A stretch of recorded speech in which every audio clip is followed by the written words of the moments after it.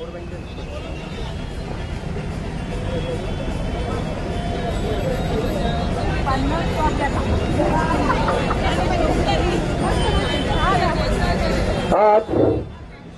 ओतूर गावामध्ये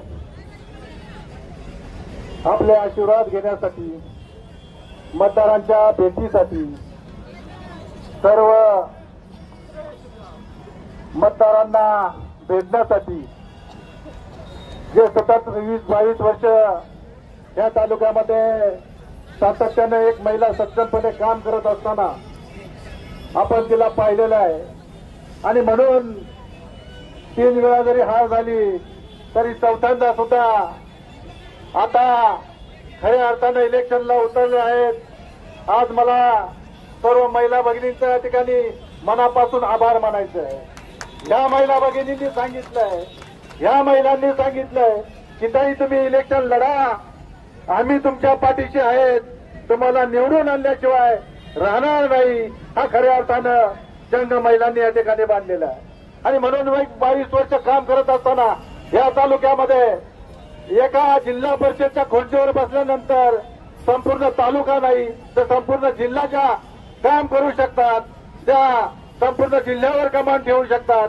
प्रशासन कसं चालवावं, प्रशासनाला कसं काम करून घ्यावं, लोकांच्या अन्यायाला कशी गोष्ट फोडून द्यायची, हे खऱ्या अर्थानं सातत्यानं ताईंनी या ठिकाणी करून दाखवलेलं आहे. आपल्या सर्वांना माहिती आहे की कुठले गाव वस्ती या तालुक्यामधले राहिलेले नाही.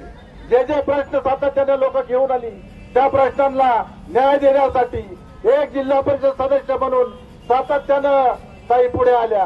आज स्पर्धा करतायत. कोण स्पर्धा करतायत ताईंबरोबर? आमदार स्पर्धा करतोय, खासदार स्पर्धा करतायत. अरे एक वेळा त्या आमदारकीच्या खुर्चीवर बसवा आणि मग ताईंबरोबर स्पर्धा करा. मग ताई दाखवून देतील विकास काय असतो आणि विकास कसा करायचा असतो.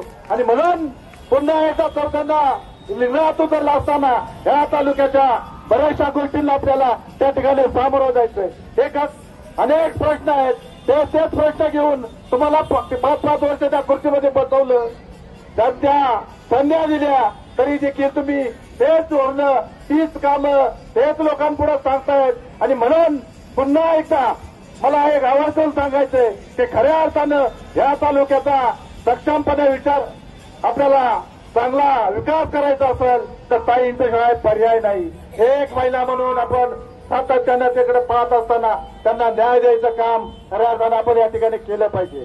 मला काल कोणीतरी या ठिकाणी बाहेरचे आमदार येऊन म्हणाले की दिंब्याचं आणि माणिकदेवचं पाणी आम्हाला खाली द्यायचंय.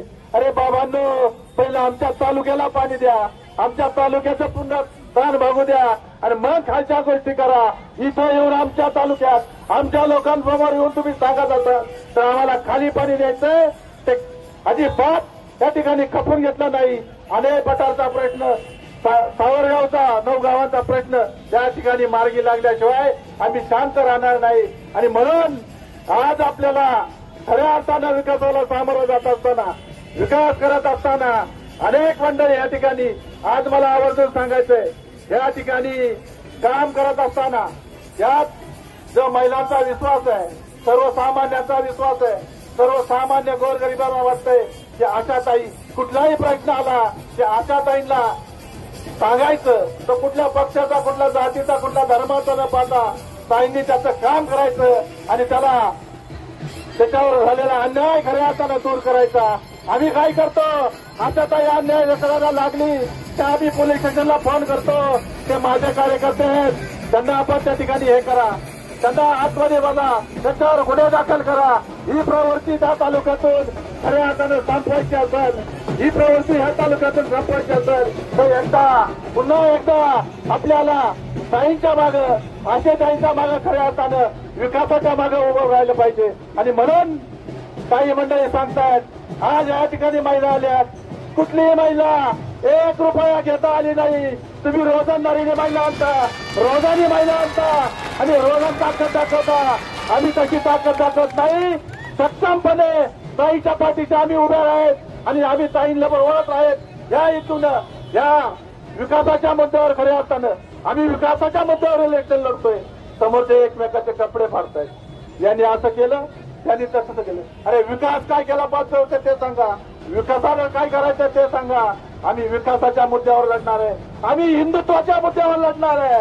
जे हिंदुत्वात चाललंय, आपला धर्म जगला पाहिजे, हिंदुत्व जगलं पाहिजे, त्या मुद्द्यावर आम्ही इलेक्शन लढतोय. आणि म्हणून ओतूरकरांना माझी विनंती आहे, जे आज सगळेजण ऐकतात, घराघरातून ऐकतात, त्यांना माझं आव्हान आहे, ताईंनी तुमच्यासाठी खूप केलंय, तुमच्यासाठी ज्यांना ते केले, ज्यांना त्या लोकांसाठी त्यांनी त्याग केलाय, तुम्हाला मोठं करण्याचं काम केलंय. माझी विनंती आहे, चुकीचं करू नका, ताईंच्या मागे ठामपणे उभे राहा आणि ताईंना एकदा पुन्हा ह्या चौथ्यांदा उभे राहिली असताना आपण ह्या तालुक्याचं नेतृत्व करण्याचं काम करण्याचं खऱ्या अर्थाने संधी द्या. कारण अनेक प्रश्न, एक हॉस्पिटल आपल्याला उभं करतंय, पण सांगताय का मी 5 वर्षात लय 33 कोटीची कामं केली, 30,000 कोटीची कामं केली. अरे एक काम सांगवा, एक मला आव्हान आहे, माझ्या प्रश्नाला ज्यांनी उत्तर द्यावं का हे तालुक्यासाठी आम्ही योगदान दिलंय, हे काम आम्ही केलंय, हे सांगण्याची हिंमत आणि ताकद नाही. हे सगळं जर करायचं असेल, हे प्रश्न खऱ्या अर्थानं सोडवायचा असेल तर ताईच्या पाठीशी आपण उभं राहिलं पाहिजे. आणि येत्या 20 तारखेला आपण 5 नंबरचं बटन दाबून, कुकरच्या चिन्हासमोर बटन दाबून ताईंना विजयी करा, एवढंच या ठिकाणी सांगतो. आणि यानंतर ताई आपलं मनोगत या ठिकाणी व्यक्त करतो.